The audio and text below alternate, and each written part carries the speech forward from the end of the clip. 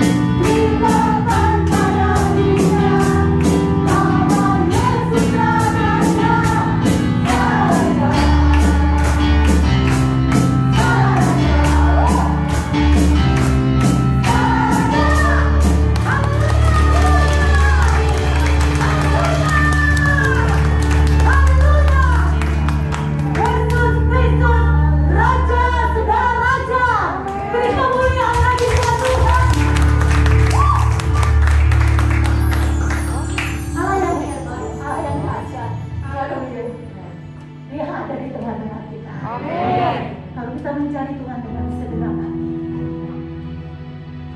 Tuhan ambil alih seluruh hidup. Ada kalanya Tuhan memanjakan kita dengan pertolongan.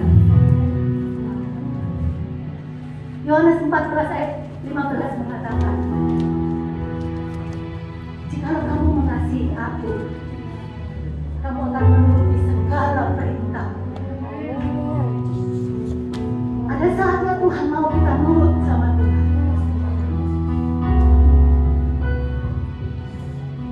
Ini kami apa? Ini kami.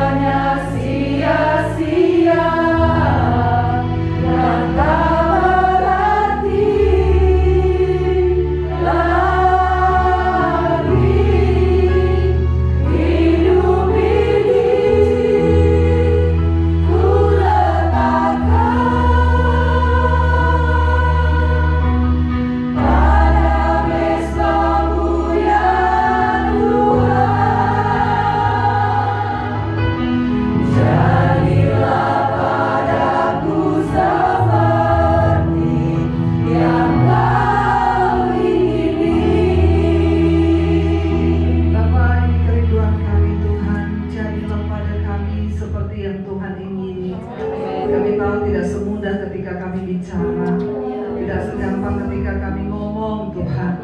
Ada harga yang mahal yang perlu dibayar ketika menjadi seperti yang Tuhan ingini. Bapa, mampukan setiap kami Tuhan, mampukan hidup kami Bapa untuk terus ada dalam perkenanan ya Tuhan. Mampukan kami menjadi seperti yang Tuhan mau, bukan apa yang kami mau. Kami tahu ada perjuangan melawan kedagingan untuk menjadi seperti yang Tuhan mau. Tapi itulah yang menyenangkan hati-Mu Tuhan. Kami berdoa menyerahkan seluruh hidup kami hari-hari ini. Kami tahu tidak ada kekuatan lain selain dalam hadirat-Mu Bapa. Kami hanya harus tinggal dalam hadirat Tuhan. Terima kasih Bapa. Berbicara bagi setiap kami siang ini, urapi hamba-Mu yang tidak ada apa-apanya. Urapi setiap kami. Kami mau pastikan hati kami menjadi tanah yang kudus, yang subur untuk benih firman Tuhan. Karena itu kalau sekiranya ada amarah di hati kami, kalau ada kekecewaan di hati kami, kalau ada kepahitan, kalau ada kebencian, Tuhan, kami tidak ingin benih firman Tuhan menjadi sia-sia. Karena kami tahu itu semua akan menghimpit firman yang tidak bisa bertumbuh dalam hidup kami. Kami mau buang, kami mau bereskan semua hal yang tidak berkenan. Karena itulah cara kami menghormati Tuhan. Ambil semua yang tidak berkenan di hidup kami Bapa.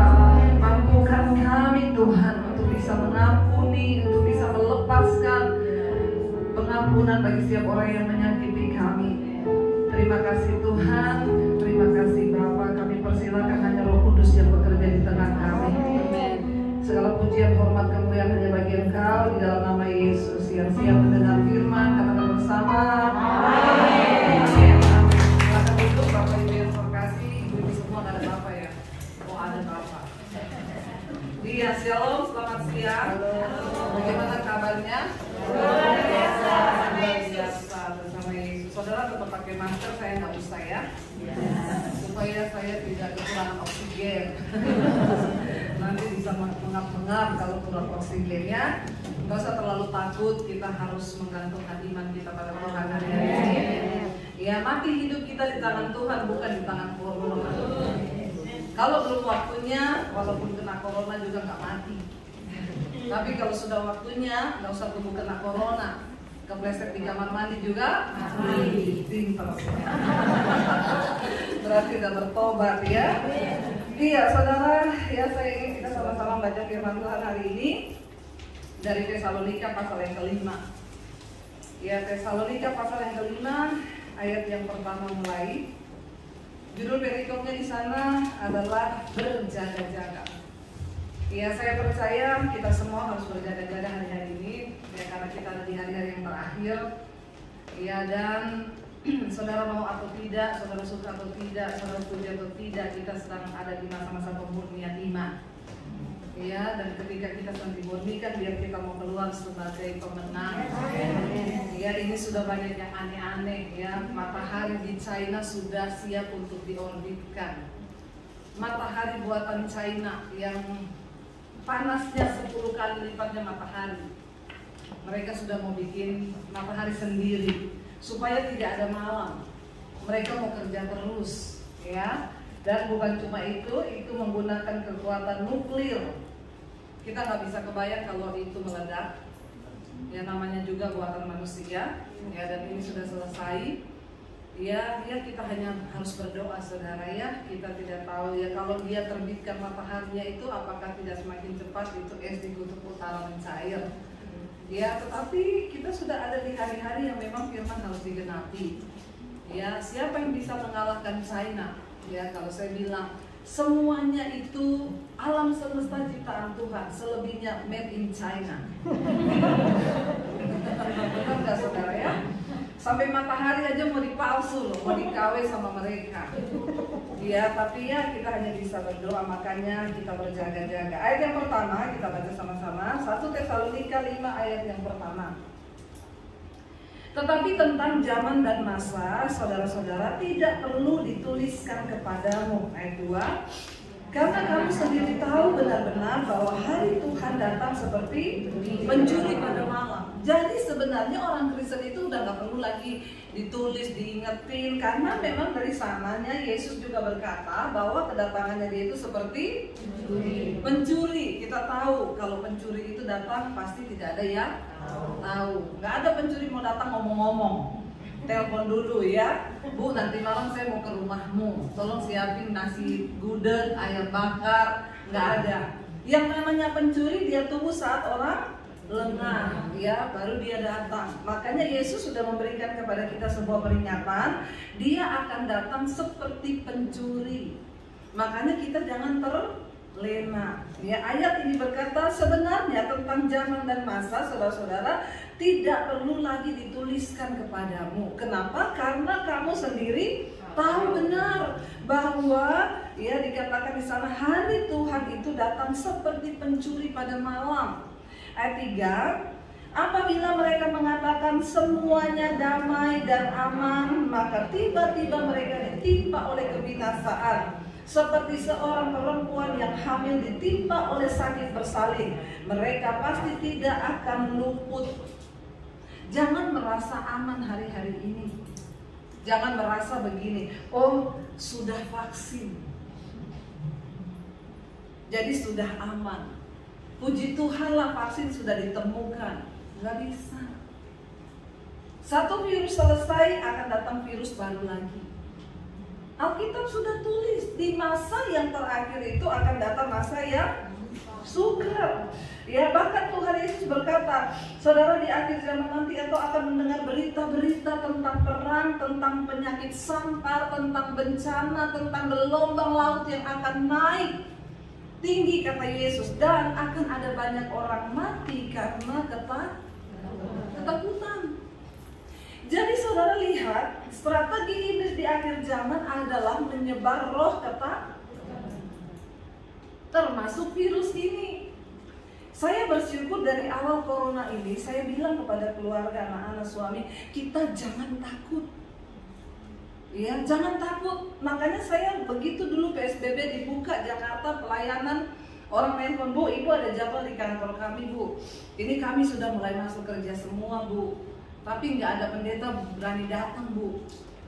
Jadi Ibu minggu depan berani nggak, Bu? Ya, saya bilang, saya berdoa dulu ya. Karena tuh teman-teman saya pendeta semua pada ngomong, Bu, jangan keluar-keluar dulu loh. Ini banyak pendeta yang mati. Corona ini banyak sekali pendeta yang mati. Lalu saya berdoa, ya, suara Tuhan berkata di hati saya, itu mereka pegawai kantor masuk kerja setiap hari dari jam 8 sampai jam 5 sore demi sesuap nasi. Kamu yang hamba Tuhan cuma memberitakan firman Tuhan, sesuatu yang sedang dibutuhkan oleh orang-orang sekarang, terus kamu mau bersembunyi. Please deh. Ya, saya langsung telepon, oke, besok saya datang. Jadi dari awal dulu corona, setelah April kalau nggak salah tuh mulai dibuka lagi, kan Maret itu kita sudah PSBB ya. Begitu dibuka, saya tuh sudah kemana-mana, saudara. Saya pelayanan terus, saya bilang, Tuhan, iman kita tidak ditentukan oleh keadaan di sekeliling kita. Saya mau bilang kepada orang Kristen, kita jangan takut, justru di sini iman kita tuh sedang dimurnikan. Amin. Ya, kita sedang, terus orang tuh apa-apa ingat virus ya. Sekarang mau apa ingat virus, mau gini ingat virus.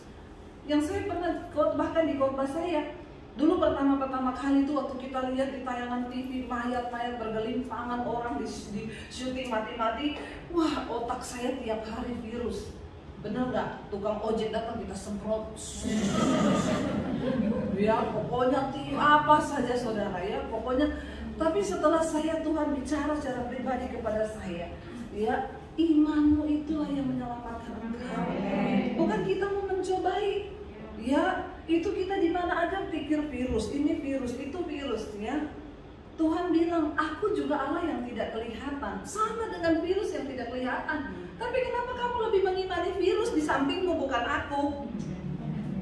Ya, jadi saya langsung nyanyi waktu itu, kiri kananku ada Tuhan, sekelilingku ada Tuhan, dalam hidupku ada Tuhan, Yesus selalu bersamaku. Amin. Kalau orang takut, kiri kananku ada virus, sekelilingku ada virus, dalam hidupku ada virus. Ayo, virus selalu bersamaku, ngapain?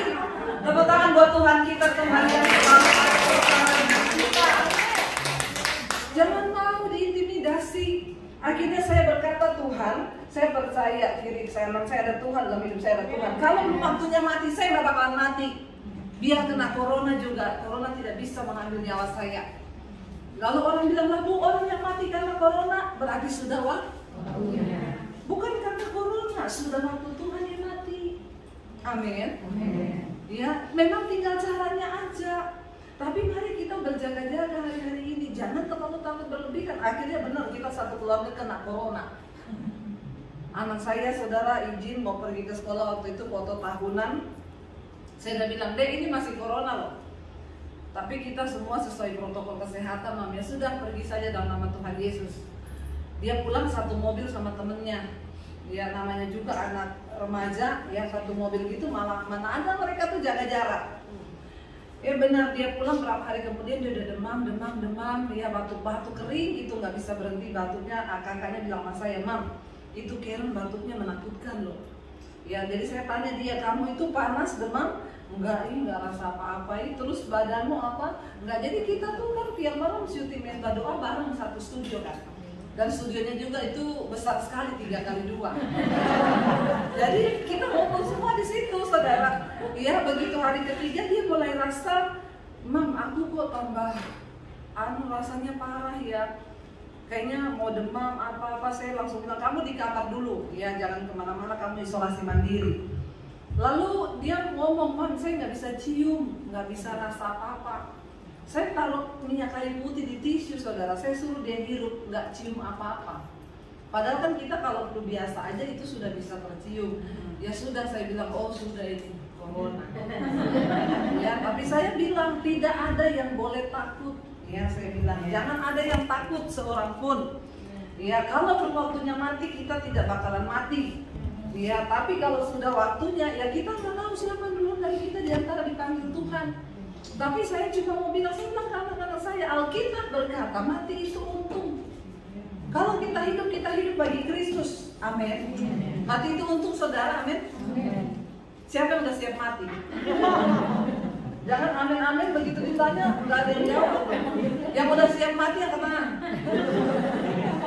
Saya tidak menyuruh saudara tertawa. Yang sudah siap mati di sini angkat tangan. Saya nggak tanya yang sudah mau mati, yang saya tanya yang sudah siap. Beda loh, mau sama siap. Saudara, Anda siap atau tidak siap? Kematian ada sesuatu yang pasti, dan kita nggak pernah tahu waktunya kapan. Ya, ada orang lagi sehat-sehat tiba-tiba meninggal, ya jantungnya berhenti. Jadi daripada saudara tidak siap, lebih baik siap. Mulai persiapkan diri hari-hari ini. Bagaimana lu mempersiapkan diri kematian? Pesan peti yang warna putih, ada gambar Tuhan Yesusnya di samping.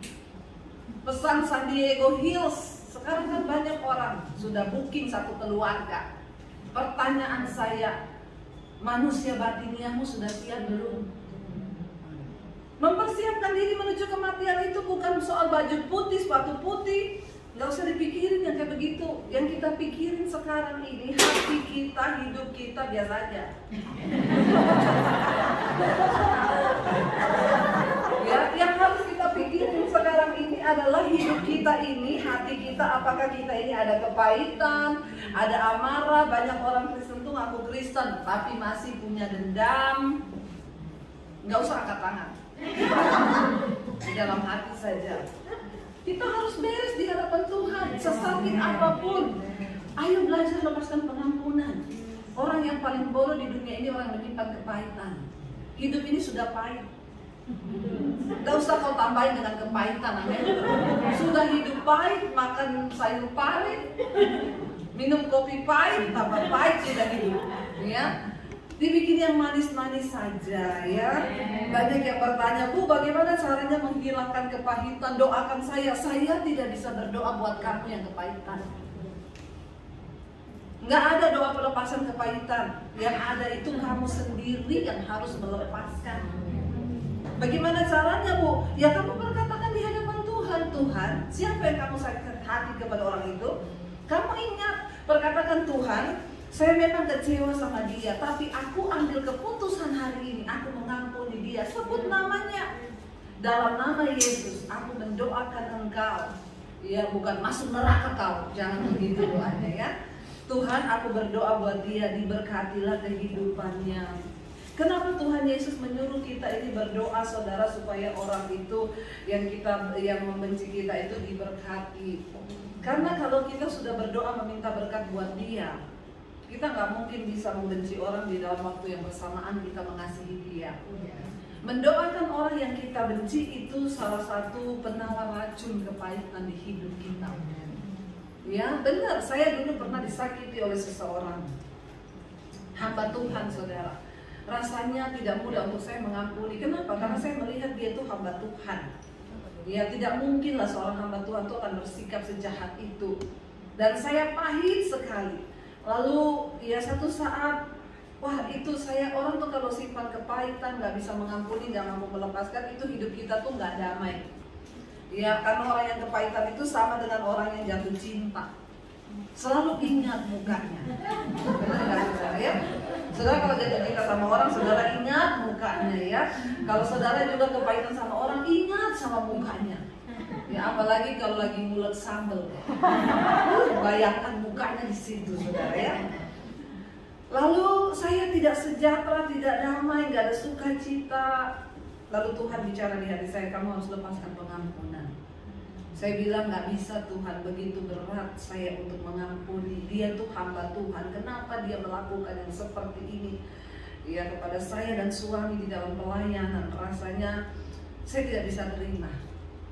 Tapi Tuhan berkata kamu harus lepaskan pengampunan. Kalau aku mengizinkan semua terjadi itu untuk membentuk hatimu.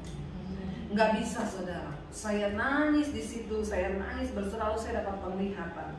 Saya berdiri di salah satu terowongan. Terowongan itu sempit sekali dan itu bentuknya badan saya.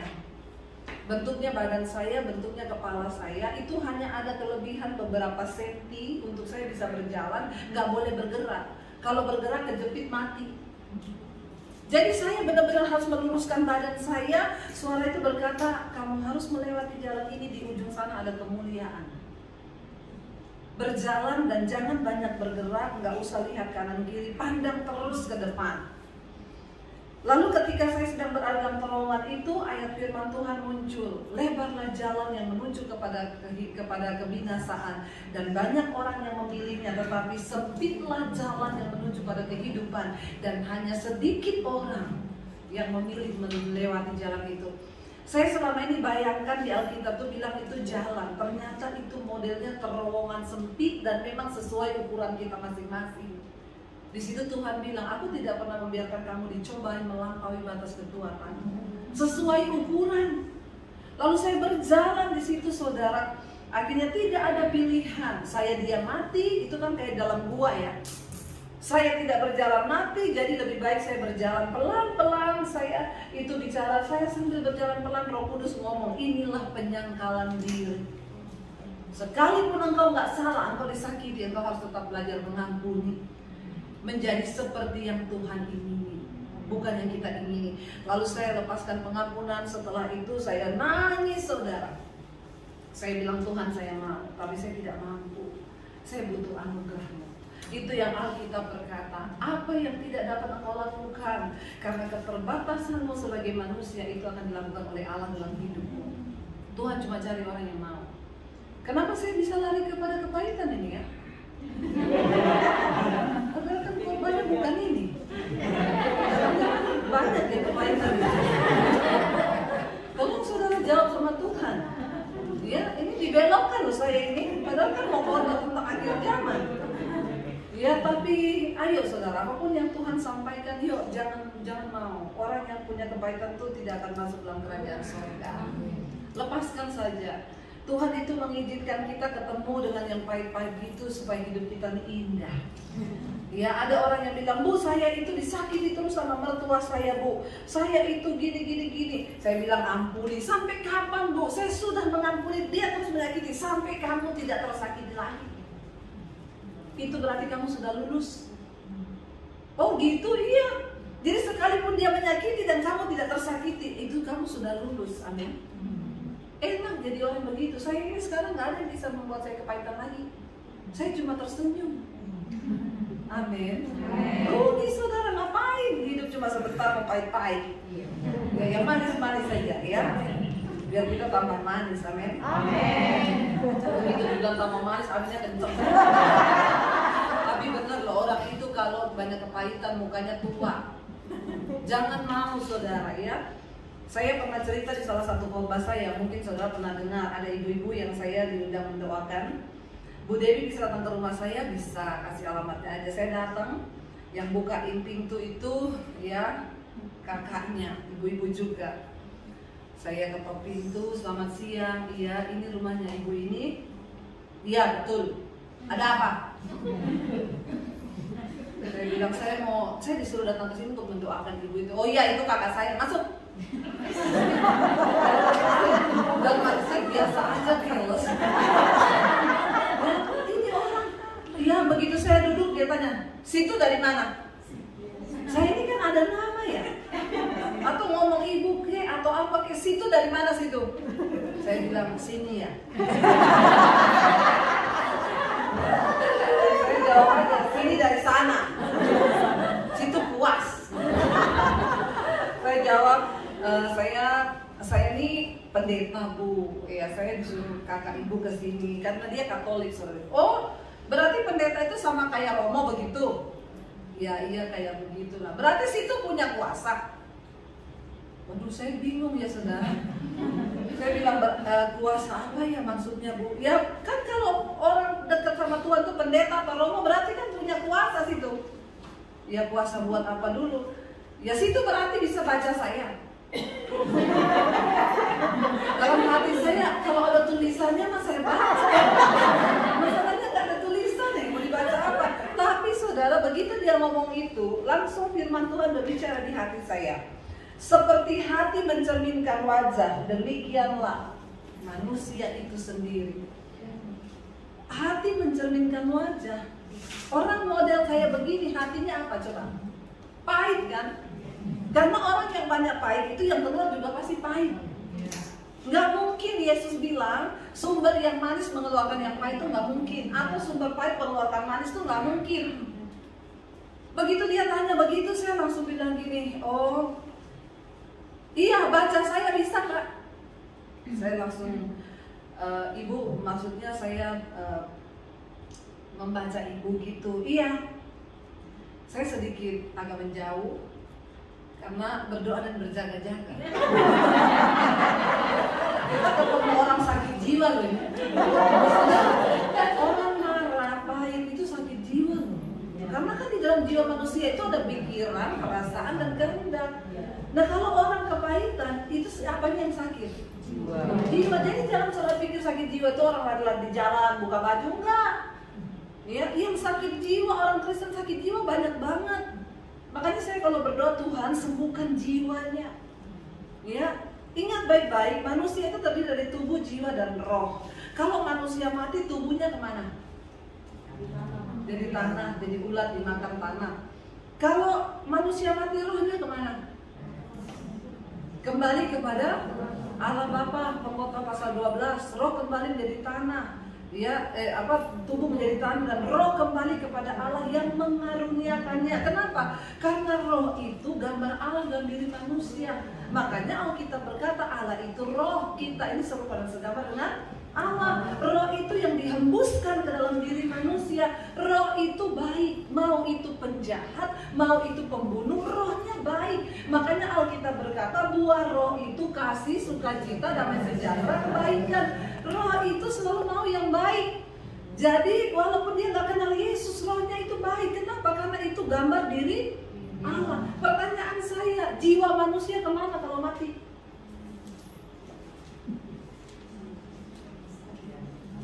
Ayo, jiwa akan dihakimi. Ya, jiwa akan dihakimi. Alkitab berkata dalam kitab Amsal, roh manusia itu adalah pelita Tuhan. Jadi roh itu baik. Makanya orang mati roh langsung kembali kepada Allah. Tubuh menjadi tanah, tetapi jiwa, pikiran, perasaan, dan kehendak kita itu di jiwa. Jiwa bicara tentang keakuan. Roh manusia semua itu sama dari Tuhan, tetapi jiwa manusia itu beda. Jiwa saya ini ya Debbie ini, jiwanya saudara itu ya saudara.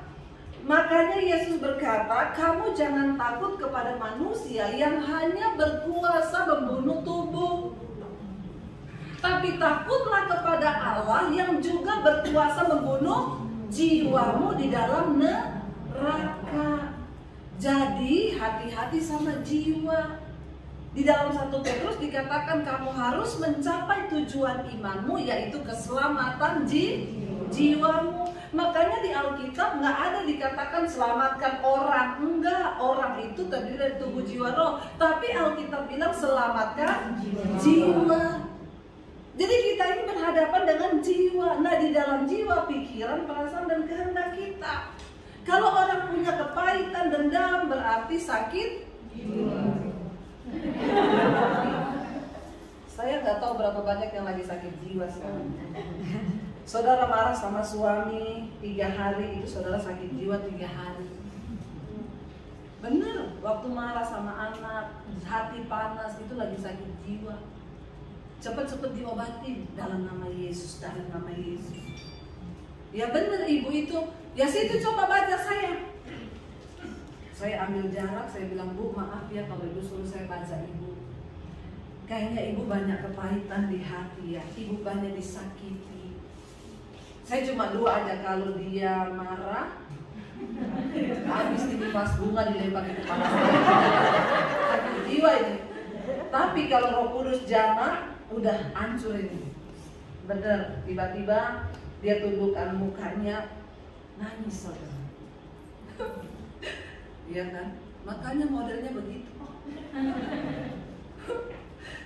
Saya dilukai memang bukan oleh orang jauh, tapi orang dekat.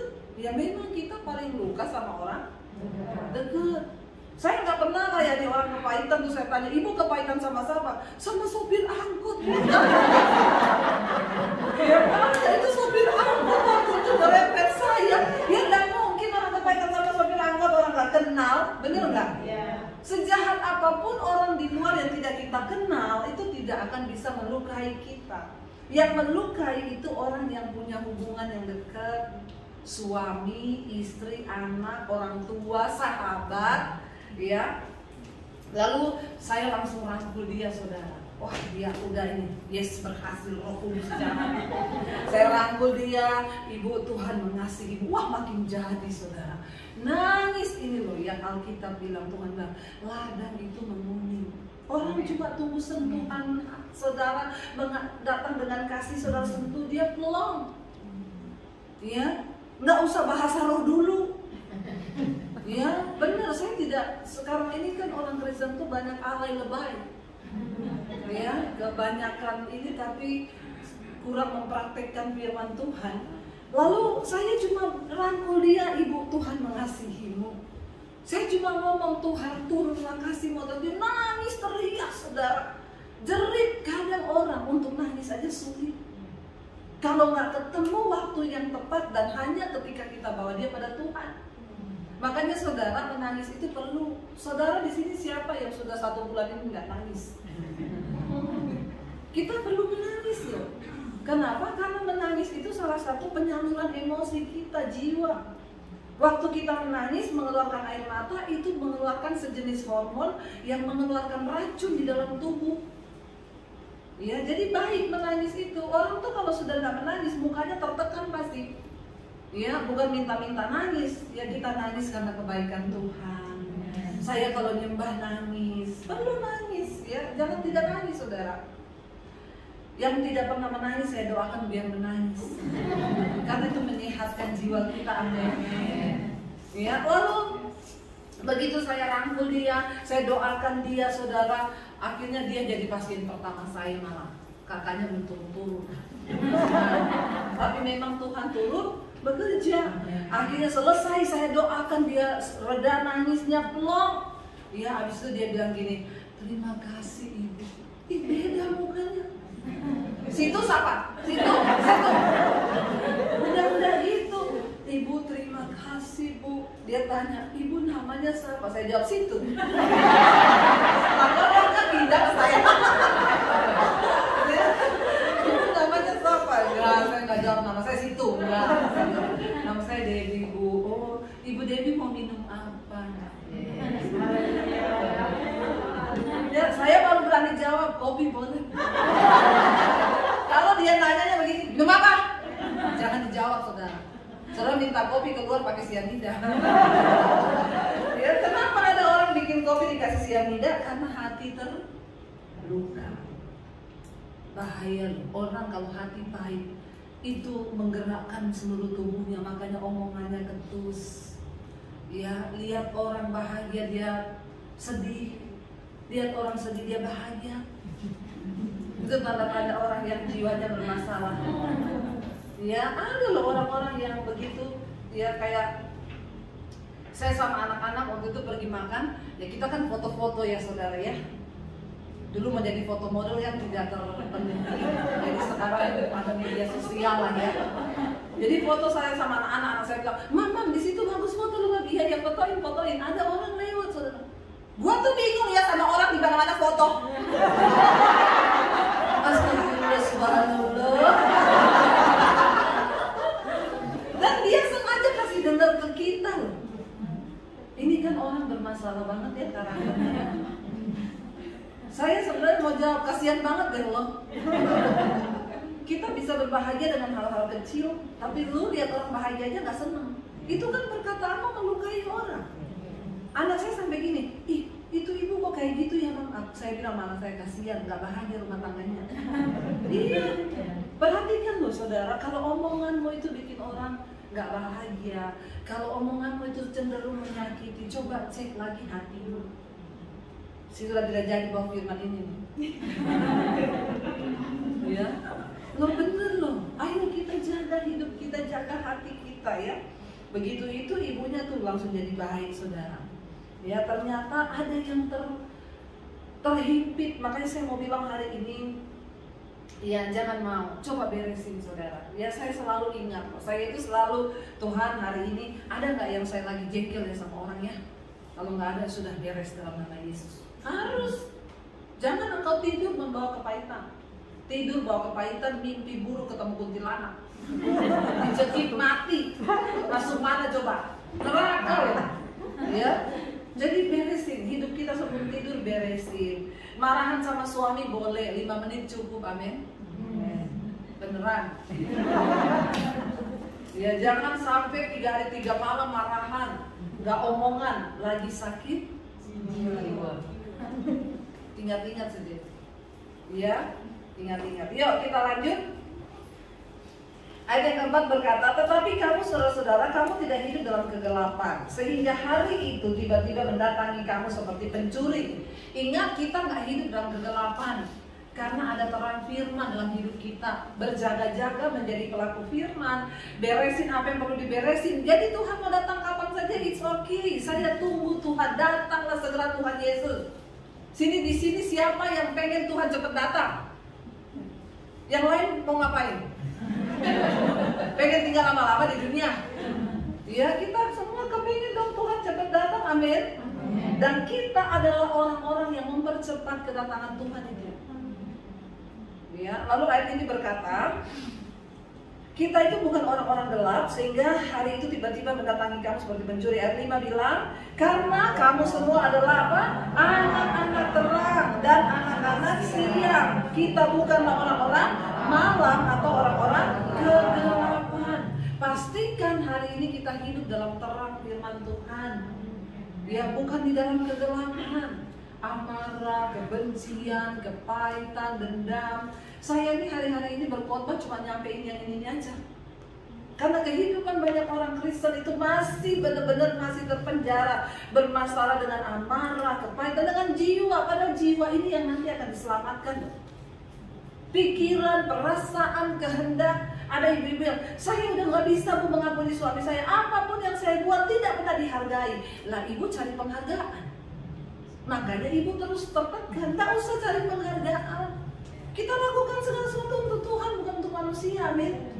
Kalau kita lakukan sesuatu cari penghargaan, capcay deh. Hari hari gini mengharapkan penghargaan dari manusia. Amin. Ya, nggak akan semakin baik. Juga yang saya bilang ibu, berarti ibu yang bermasalah. Kenapa saya bermasalah? Ibu nggak usah harapkan penghargaan dari suami. Memang suami itu sudah ditakdirkan seperti itu. Kita nih ibu-ibu ya, kalau suami sakit nanya, sakit ya kamu badannya, biar cuma batuk-batuk, sakit ya, sini tak keroi. Istri yang benar loh itu. Di sini ibu-ibu begitu nggak? Atau kagak? Ada yang mau dibaptis ulang? Kita renung agak lama 15 menit. Ibu, istri itu penolong, amin. Amin. Harusnya begitu loh. Tapi ini kok wajahnya kelihatannya agak bagaimana gitu ya. Saya bilang gitu kok semuanya kayak tertekan begitu. Ya, kita kan ibu istri itu begitu. Suami saya kalau mau adu badan saya nggak enak, sini tak keroi, ya. Langsung kita keroi, kita pijetin, benar nggak? Ya. Kalau kita ibu-ibu, aduh badan saya nggak enak, dia jawab apa? Besok ke tukang pijet. Itu memang suami begitu, benar nggak? Ya, kita menikah ya, saya sama suami saya sekarang udah ngerti. Dia garuk kepala 1 kali. Kenapa saya kopi? Kok tahu? Saya menikah sama kamu tuh udah 20 tahun, saya tahu bahasa tubuh. Yang tadi dia gini-gini, lapar. Kok tahu? Ya tapi kita istri lihat sudah gini marah. Sudah semua tubuh kita bergerak. Ya tapi itulah kodrat kita sebagai ibu-ibu, kita diciptakan sebagai jadi ngerti aja, nggak usah berharap perhatian dari suami. Lagian wanita dan laki-laki itu berbeda. Kita diciptakan pakai feeling dengan perasaan perempuan, tapi laki-laki pakai. Makanya kalau ibu-ibu berantem, terus ibu-ibu nangis malam-malam di kamar, suamimu ngorok. Capek nggak? Terus kita bilang sama dia, kamu tuh nggak ngerti perasaan saya. Dia bilang, nggak usah pakai perasaan, pikir saja pakai logika. Nah bagaimana kita bisa ketemu? Ya, jadi ayo kita nggak mungkin saudara. Jadi mari kita lebih menyembuhkan diri kita sendiri. Kita tuh jangan bermasalah dengan diri kita sendiri. Orang kalau sudah beres dengan dirinya sendiri itu enak. Kita jadi berkat dalam rumah tangga. Kita jadi berkat buat anak-anak. Dan Tuhan akan pakai hidup kita jadi berkat buat bangsa-bangsa. Kayak saya ini loh. Ampuni Tuhan, ampuni. Ya, tapi memang syaratnya ya harus dibentuk dan diproses. Semakin keras prosesnya, semakin indah hidup kita. Ya, makanya saya tuh kalau di rumah, ya mau keluar kota pelayanan, suami kalau pergi sendiri, jangan lebih dari 3 hari. Ya 2 hari itu udah paling pol. Ya saya bilang, kenapa kalau saya pergi lama-lama? Aku mau gila nggak ada kamu. Jangan sampai ya ibu-ibu yang lain nggak ada kamu, suami bergila. Jadi ya kita harus menjadi dampak. Anak-anak juga, ya mami pergi lagi ya mau pelayanan ya berapa lama? 3 hari, lama banget. Nah berarti kan dia mau kita di rumah. Sebagai istri, sebagai ibu, kehadiran kita itu harus berdampak. Kalau kita sudah beres dengan diri kita, kebanyakan orang itu tidak beres dengan dirinya. Ayat yang berikutnya berkata, ayat yang ke-6, karena kita tadi anak terang ya. Sebab itu baiklah jangan kita tidur seperti orang-orang yang lain, tetapi berjaga-jaga dan sadar. Banyak orang Kristen tertidur, nggak ngerti hatinya, nggak ngerti hidupnya, nggak ngerti. Sudah hidup dalam dosa masih tidur loh. Masih tanya lagi, Tuhan kenapa begini? Kemarin ada seorang ibu konseling sama saya, Bu, saya menemukan channel ibu, ya puji Tuhan ada banyak hal yang saya dapatkan. Terus, kenapa Tuhan jahat sama saya? Saya tuh paling jengkel kalau ada orang konseling dan langsung menyalahkan Tuhan. Kenapa Bu, ibu bilang Tuhan jahat? Jadi gini ya Bu, saya ini kan cerai sama suami saya. Saya punya 2 anak. Lalu saya berdoa sama Tuhan minta jodoh. Saya usaha Bu cari jodoh lewat online. Ya kan kita kan bisa hanya berdoa kan Bu, harus cari juga kan Bu. Saya dapat kenalan Bu dengan orang Belanda. Dia sudah serius dengan saya, akhirnya dia kabarin saya dia mau datang ke Indonesia. Kita ketemuan di Bali. Saya datang ke Bali, Bu. Dan maaf Bu, kita sudah tidur satu hotel, melakukan hubungan seperti suami istri. Saya sudah menyerahkan segala-galanya. Begitu dia pulang ke Belanda, dia putusin saya. Apa yang Tuhan buat dengan hidup saya? Akhirnya saya doa lagi, saya cari lagi ketemu orang Amerika. Ya lalu dia datang lagi, ini orang cari jodoh di online, nikahnya di Tokopedia. Anaknya lagi di sana. Astagfirullah. Benar-benar saudara. Lalu saya cari lagi Bu, dapat orang Amerika. Akhirnya ngajak ketemuan, datanglah di Bali. Saya datang ke Bali Bu, seperti biasa saya tidur di hotel. Saya sudah serahkan segala-galanya Bu. Begitu dia balik ke Amerika, dia tinggalin saya begitu aja seperti orang yang tidak kenal. Kenapa Tuhan jahat dengan hidup saya? Saya bilang bukan Tuhan yang jahat, Ibu yang murahan. Maaf loh, maaf. Ya, saya mau kasih tahu Ibu, bangun dari tidurmu. Ibu tidak merasa berdosa. Masih dengan lapang menuduh Tuhan jahat. Apa yang Ibu lakukan? Ibu murahan. Siapa yang suruh Ibu ketemu sama bule tidur di hotel menyerahkan tubuhmu? Orang kalau berjalan di dalam jalannya Tuhan tidak seperti itu. Ini loh, saudara, ngeri loh, masih banyak orang Kristen buta hari ini. Kayak begitu dipikir jalan Tuhan. Dan masih menuduh Tuhan lagi jahat. Lalu apa yang harus saya lakukan sekarang? Ibu berhenti, stop mikirin jodoh. Cari Tuhan dulu, fokus sama Tuhan. Nanti kalau Tuhan mendatangkan jodoh bisa dari planet Mars juga bisa. Asal Ibu sungguh-sungguh bertobat. Ya, jadi sekarang saya nggak boleh cari jodoh, nggak boleh, nggak usah cari-cari online. Ini loh saudara, orang-orang ya tidur tidak bangun, ya tidak sadar lagi. Memang orang itu kalau tidur ya pasti tidak. Ya namanya juga tidur. Ya, tapi saya percaya di sini tidak ada yang tiduran ya.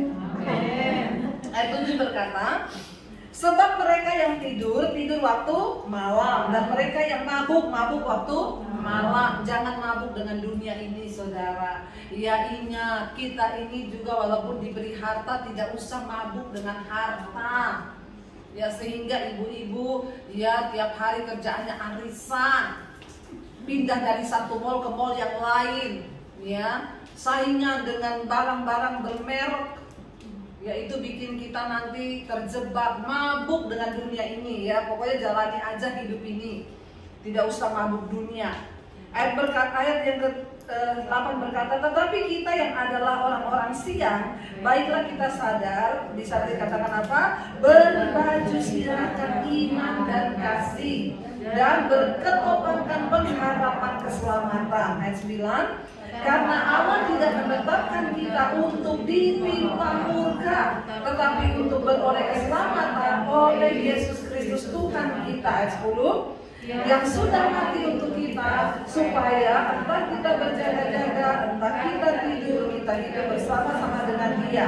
Karena itu nasihatilah seorang akan yang lain, dan saling membangunlah kamu seperti yang memang kamu lakukan. Saya berdoa di persekutuan ini semua saling membangun. Tidak ada lagi bisik-bisik. Kamu tahu nggak siapa itu? Kayak radio rusak. Kalau saudara dengar ada yang bergosip, iya loh dia tuh bilang ini, nggak usah kayak begitu. Belum tentu loh penilaian kita itu benar. Amin. Saling menutupi, jangan beri celah bagi iblis. Kalau ada masalah dibicarakan baik-baik, diselesaikan saat itu juga. Doa baik-baik, nggak usah tersinggung, kepahitan, capcay orang kayak begitu. Ya, Alkitab bilang, ayo hari ini mari kita penuh dengan iman dan kasih. Karena apa? Kita tidak ditetapkan untuk ditimpa murka Allah. Kalau sampai kita kena murka Allah, itu namanya bodoh sendiri. Nggak mau berjaga-jaga. Ingat, kita sudah ditebus oleh darah Yesus yang mahal. Tapi kalau saudara tidak melakukan bagian dalam imanmu, maaf, engkau tidak bisa mengambil bagian di dalam orang-orang kudus yang akan diselamatkan Tuhan. Mari kita berjuang saudara ya.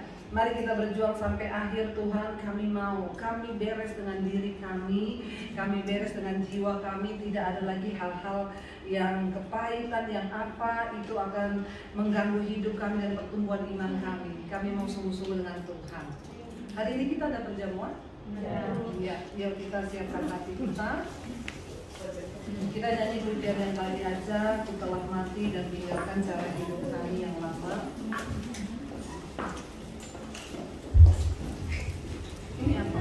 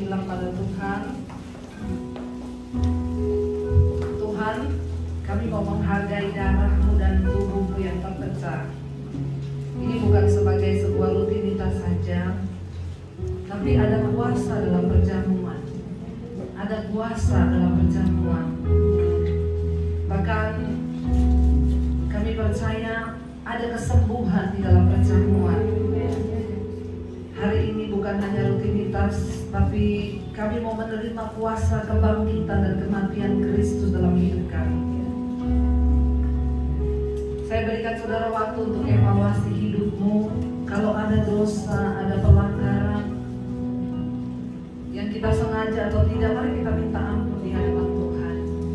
Karena perjamuan ini dapat membawa berkat, tetapi juga bagi orang yang tidak menghormati akan membawa kutuk dan sakit penyakit. Yang terpenting adalah sikap hati di hadapan Tuhan. Kita mau datang dengan hati yang tertuju kepada Kristus. Sambil menaikkan pujian ini, kita siapkan hidup kita. Bukan dengan terang benar, Kau membayar dosaku. Dengan darah yang mahal, tiada noda dan celah.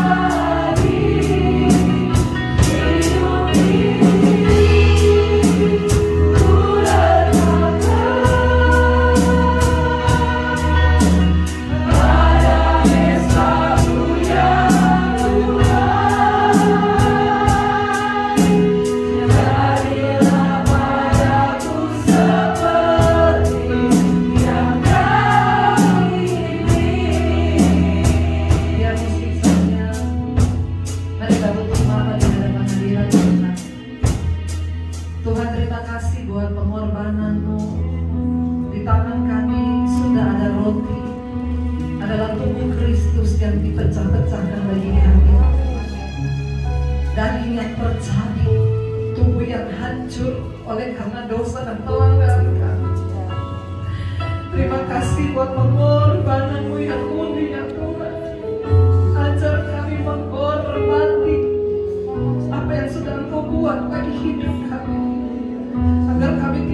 menyia-nyiakan tubuh kami sebagai baik-Mu Bapa.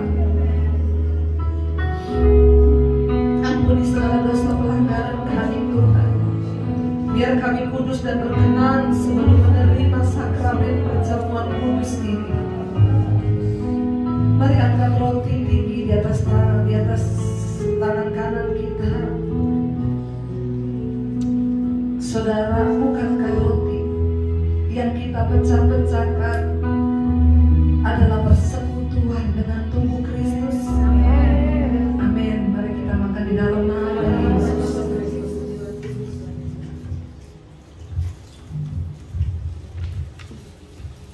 Terima kasih Tuhan, terima kasih Bapa. Mari kita angkat cawan.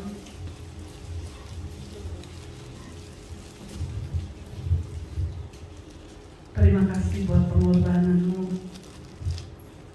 Bahkan darah yang tercurah, darah yang memutuskan kutuk atas hidup kami, kutuk dosa, kutuk turun-temurun, kutuk nenek moyang, semua diputuskan oleh darah yang kudus, darah Yesus yang berkuasa. Bahkan kami juga percaya Tuhan, darah-Mu ini tercurah bukan hanya untuk kami, darah ini tercurah juga untuk keluarga kami Bapa, untuk mereka belum mengenal Engkau Tuhan. Darah-Mu ini juga tercurah bagi bangsa kami Indonesia Tuhan. Darah ini tercurah bagi semua orang yang mau diselamatkan. Kami mengucap syukur buat darah-Mu Tuhan Yesus. Mari angkat cawan ini tinggi di tangan kanan kita. Bukankah cawan pengucapan syukur yang atasnya kita ucapkan syukur adalah persekutuan dengan darah Kristus? Amin. Amin, amin, amin. Dalam nama Yesus mari kita minum dalam nama Yesus.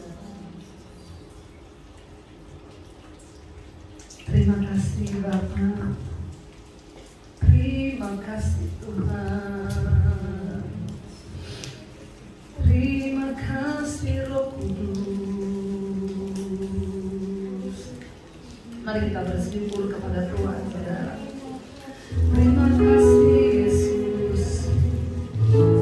Terima kasih. Terima kasih.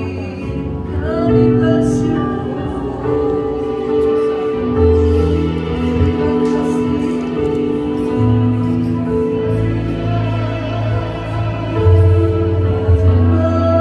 Terima kasih.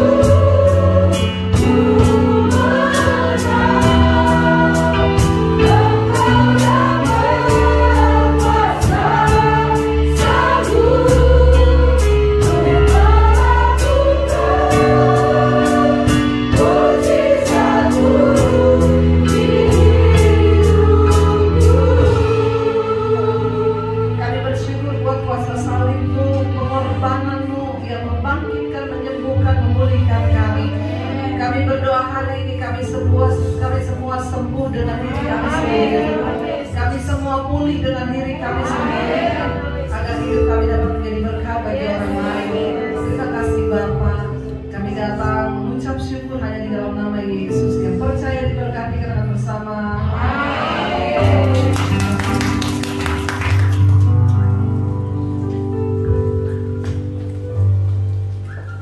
Salam semuanya diberkati. Kami kehormatan bagi kami. Terima kasih karena sudah melakukan yang terbaik buat kami semua. Dan kita satu dalam doa, mengucap syukur Tuhan. Terima kasih Tuhan. Bapa yang baik, terima kasih buat anugerah-Mu. Terima kasih untuk kebaikan-Mu. Terima kasih untuk damai sejahtera-Mu. Terima kasih untuk kesehatan, terima kasih untuk perlindungan. Kami bangga Tuhan dengan Engkau. Kami bangga Tuhan. Engkau telah masih menebus dosa kami Tuhan dan menyucikan hidup kami. Bangkit dan naik ke surga mulia Bapa Tuhan. Kebanggaan kami ada Engkau. Dengan salib-Mu Tuhan kami hidup. Kami terus berkenan di hadapan Tuhan. Tuhan Yesus, kami sungguh bersyukur Tuhan. Kami punya memiliki Engkau Tuhan. Tidak ada alasan kami tidak dapat mengucap syukur dalam segalanya. Apapun boleh terjadi, kami punya Tuhan yang dahsyat. Terima kasih Tuhan. Terima kasih untuk anak-Mu yang luar biasa Tuhan pakai untuk melayani kami Tuhan. Kami percaya Tuhan akan pakai lebih hebat, lebih dalam lagi Tuhan.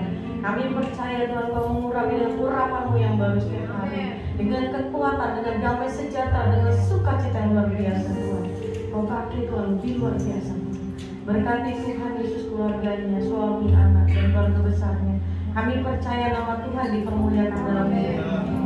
Terima kasih Tuhan. Apa yang Dia buat, apa yang di dalam pelayanan yang membuat lebih berhasil lagi dalam nama Tuhan akan dipermuliakan. Terima kasih Tuhan Yesus.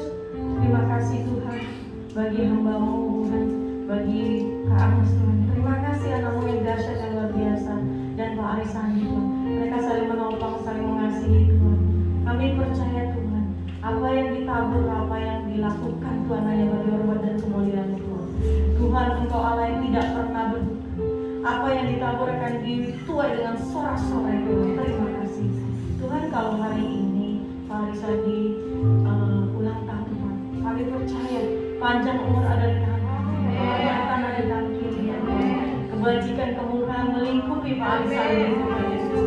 Kami percaya sepanjang seumur hidupnya Tuhan ada di rumah Tuhan sepanjang masa. Dan kami percaya kalau dekat oleh Tuhan tidak ada yang mustahil. Hal-hal yang luar biasa akan dapat diterimanya dengan sukacita dari Tuhan. Terima kasih Tuhan, terima kasih Tuhan. Terima kasih Tuhan. Kalau hari ini Tuhan kami dipilih jadi pengurus-Mu. Banyak orang hebat Tuhan, banyak orang yang lebih hebat, banyak orang yang lebih baik, lebih pintar dari kami. Tapi kalau kami dipilih menjadi pengurus-Mu, terima kasih Tuhan. Kesempatan yang luar biasa boleh kami bilang terima Tuhan. Dengan di dalam kelemahan kami ada kekuatan Tuhan. Kami mau terus berjuang melayani Tuhan, biar menyukakan hati-Mu Tuhan. Tuhan urapi Tuhan. Terima kasih urapi urapan-Mu Tuhan. Kau hadir di tempat ini Tuhan, mengurapi worship leader Tuhan Yesus, singer, main musik, multimedia dan teman-teman semua yang melakukan tugas ini. Terima kasih. Kami mau terus punya kesatuan hati. Kami mau terus saling menopang, kami mau saling mendukung, kami mau berjaga Tuhan, mendoakan satu sama lain Tuhan Yesus, sehingga nama Tuhan dipermuliakan. Kami mau mengawali dengan roh dan mengakhiri dengan roh Tuhan. Terima kasih Tuhan. Tuhan, terima kasih buat wadah yang luar biasa. Praise and worship infinity Tuhan. Terima kasih Tuhan. Terima kasih. Siapapun yang Tuhan saat ini sedang melihat live streaming ini Tuhan, atau yang sedang hadir, berkat kami luar biasa Tuhan. Kami terima berkat dari surga. Kami mau terus fokus kepada Tuhan. Kami mau terus berjuang bagi kemuliaan Tuhan. Tuhan, kami percaya apapun boleh terjadi dalam hidup kami, tapi mau terus kami fokus kepada Tuhan. Tuhan, saat ini siapapun yang sedang sakit, di dalam nama Tuhan Yesus, oleh bila-bila Tuhan sudah sembuh. Yang sedang membutuhkan pertolongan Tuhan buka jalan, yang sedang sedih Tuhan berikan penghiburan. Kami percaya kami wanita-wanita hebat. Kami wanita yang dahsyat Tuhan Yesus. Terima kasih Tuhan. Kami mau terus berjaga-jaga Tuhan Yesus. Kami mau terus berjaga-jaga hidup kami Tuhan. Kami mau jaga pikiran kami, perkataan kami, perbuatan kami, sehingga terpancar Tuhan, bukan kami lagi, melainkan Kristus ada di dalam kami. Terima kasih Tuhan. Tuhan, kami mau beri berdoa bagi gereja dan hamba-hamba. Terus Tuhan pakai lebih dahsyat lagi bagi kebenaran firman Tuhan, sehingga amanat agung itu tersampaikan sampai ke pelosok dunia. Tuhan Yesus, Tuhan Yesus, terima kasih.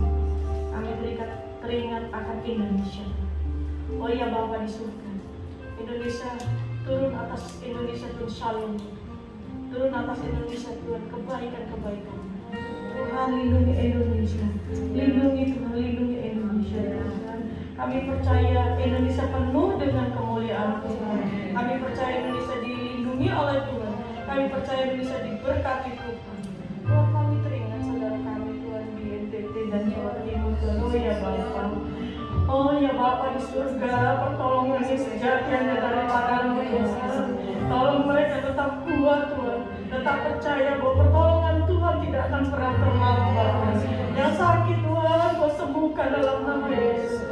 Yang sedang berduka Tuhan, Kau berikan penghiburan Tuhan Yesus. Terima kasih Tuhan, terima kasih.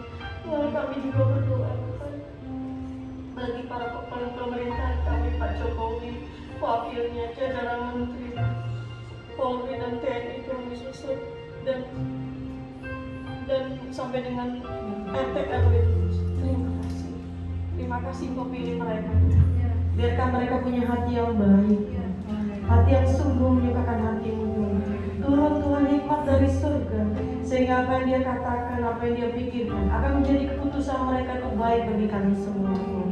Terima kasih Tuhan kalau vaksin boleh ada Tuhan. Terima kasih, kuduskan, sucikan Tuhan Yesus, sehingga baik bagi semua tubuh yang menerimanya Tuhan Yesus. Dalam nama Yesus Tuhan, kami teringat bagi oma-oma yang hadir di tempat ini atau yang live streaming. Tuhan Yesus, di hari Tuhan yang adalah hari yang bahagia, hari penuh sukacita, anak mantu cucu Tuhan Yesus menyukakan hatinya Tuhan. Yang terutama adalah menyukakan hati Tuhan. Terima kasih Tuhan, terima kasih. Beri mereka tetap sehat, panjang umur dan selalu menjadi berkat. Inilah Tuhan doa kami yang jauh daripada sempurna Tuhan. Kami alaskan dalam nama Tuhan Yesus Kristus. Haleluya, katakan amin.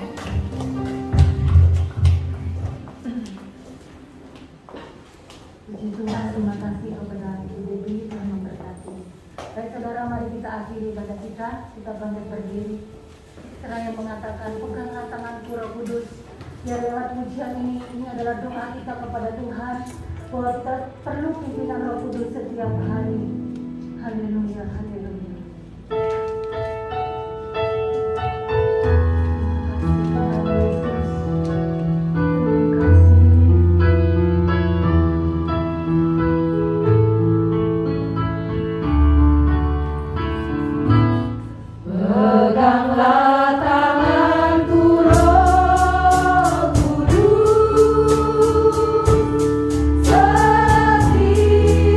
Setia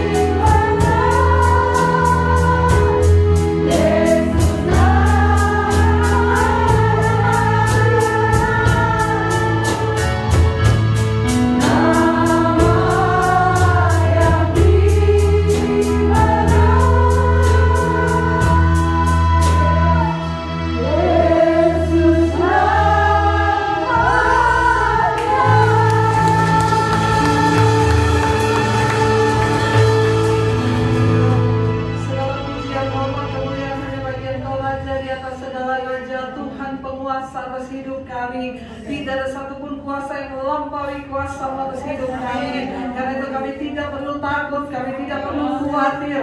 Kami perkatakan firman Tuhan bahwa penyertaan-Mu sempurna atas hidup kami.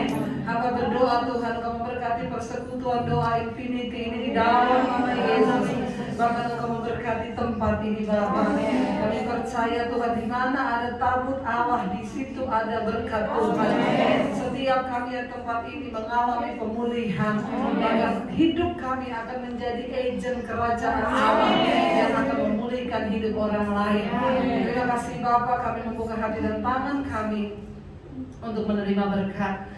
Diberkatilah dalam kehidupan-Mu, diberkati rumah tangga-Mu, diberkati kesehatan-Mu, diberkati keuangan-Mu, supaya Engkau menjadi berkat bagi banyak orang. Terimalah kiranya berkat dari Allah Bapa, cinta kasih Tuhan Yesus Kristus, penyertaan Allah Roh Kudus, menyertai hidupmu dari hari ini bahkan sampai kali yang kedua. Tuhan Yesus datang menjemput kita, nama-Mu tercatat di dalam kitab kehidupan. Dalam nama Tuhan Yesus yang percaya diberkati katakan bersama. Tuhan, ibadah kita selesai. Tuhan Yesus memberkati.